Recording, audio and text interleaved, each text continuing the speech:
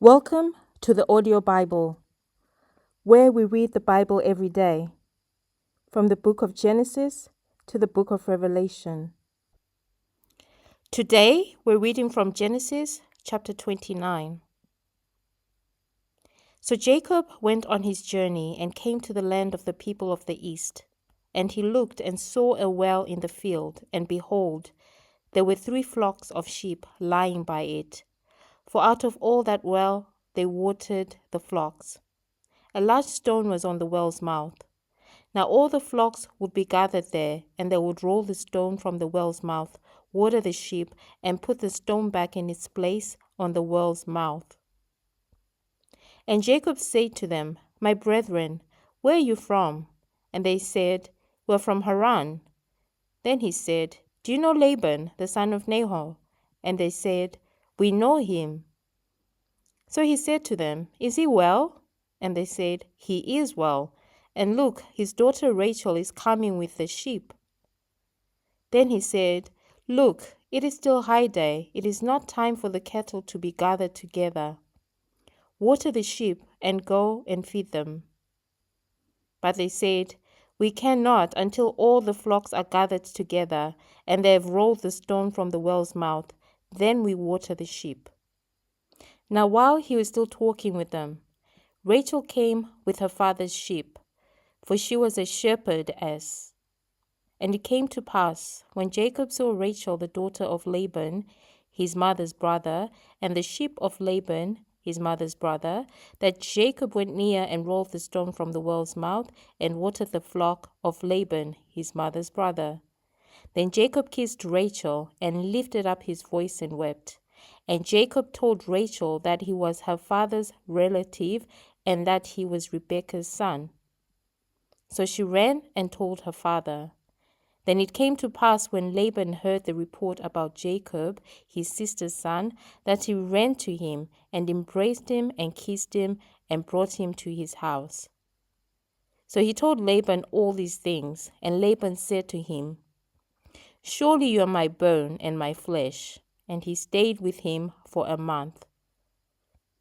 Then Laban said to Jacob, Because you are my relative, should you therefore serve me for nothing? Tell me, what should your wages be? Now Laban had 2 daughters. The name of the elder was Leah, and the name of the younger was Rachel. Leah's eyes were delicate, but Rachel was beautiful of form and appearance. Now Jacob loved Rachel, so he said, I will serve you 7 years for Rachel, your younger daughter. And Laban said, It is better that I give her to you than that I should give her to another man. Stay with me. So Jacob served 7 years for Rachel, and they seemed only a few days to him because of the love he had for her. Then Jacob said to Laban, Give me my wife, for my days are fulfilled, that I may go into her. And Laban gathered together all the men of the place and made a feast. Now it came to pass in the evening that he took Leah his daughter and brought her to Jacob, and he went into her. And Laban gave his maid Zilpah to his daughter Leah as a maid. So it came to pass in the morning that, behold, it was Leah. And he said to Laban, What is this you've done to me? Was it not Rachel that I served you? Why then have you deceived me? And Laban said, It must not be done so in our country, to give the younger before the firstborn.